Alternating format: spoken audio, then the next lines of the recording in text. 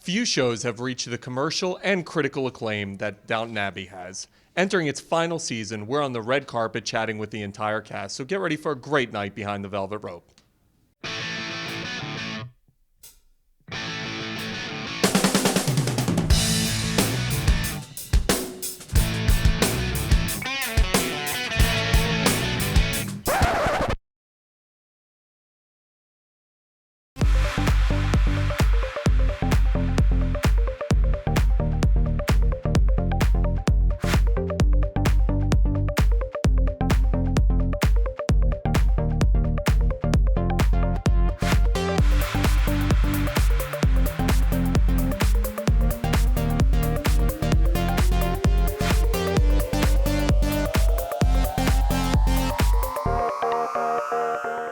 Hey everyone, it's me, Arthur Kade, so Hugh Bonneville.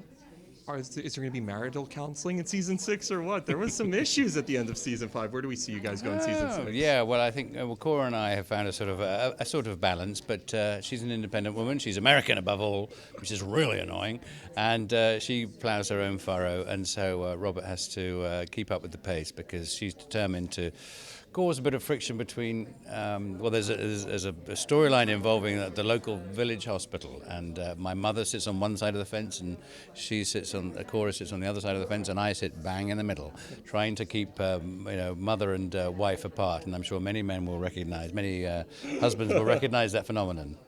What was it like saying goodbye? What was it last day on set like?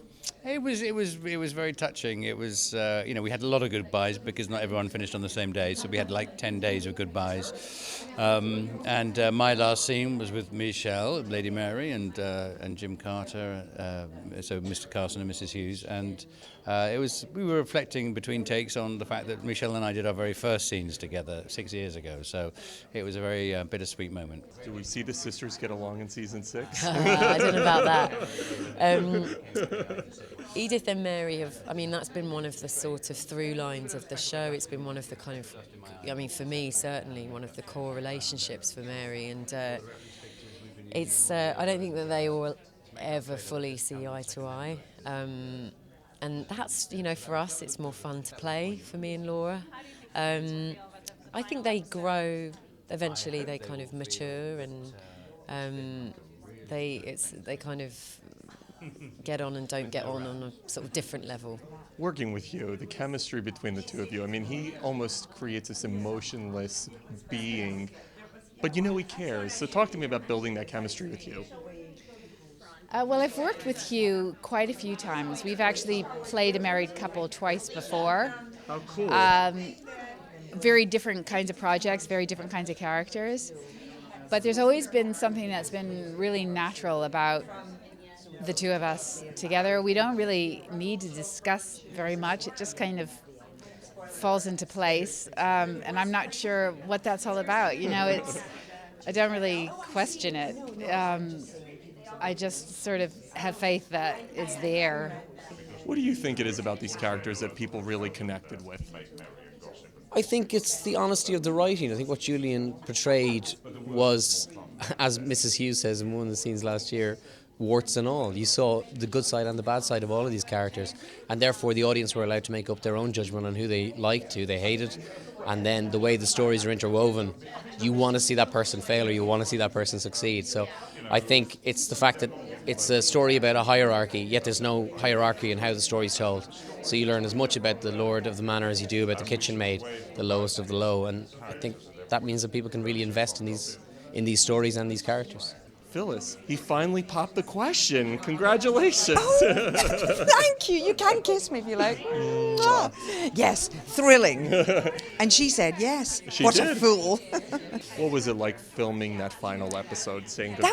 That was tough, actually. Some of us found it tougher than they expected. I found it as tough as I had expected. But there were tears shed. There were, sobbing on fellow actors' necks and crew. We were all flooding, really. So Jim Carter, you finally popped the question. I was talking to Phyllis about it. The love affair was finally consummated.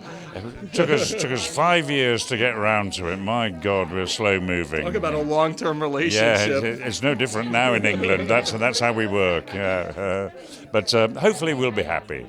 Where do we see the two of you moving in season 6? Well, we ended with as you say, popping the question. I'm not going to tell you too much about it. No spoilers? No, I'm not going to give you any spoilers, but nothing too dramatic. But I think people have been wanting Carson and Mrs. Hughes to get together. I think they'll be pleased. The show is about the haves and the have-nots. Talk to me about the message of this, the socioeconomic message that the show brings to light, because we see the upstairs and the downstairs, obviously, and the servants versus the family. And talk to me about the message of the show. What it's been very good at showing is an aspect of English society at a particular time in the last century. And I think people are fascinated by the detail. It's the hierarchies within the household, not just upstairs but downstairs as well. The fact that Mr. Carson in the downstairs realm is the top dog, and everybody has to sort of bow and curtsy to him. And I think people have been fascinated by the details of that period and the way that people behave. It was a much simpler time, wasn't it? There was no telephones and there was no internet, and people talked to one another. And they weren't doing this all the time. And I think people yearn for something simpler. Don't you agree? I do.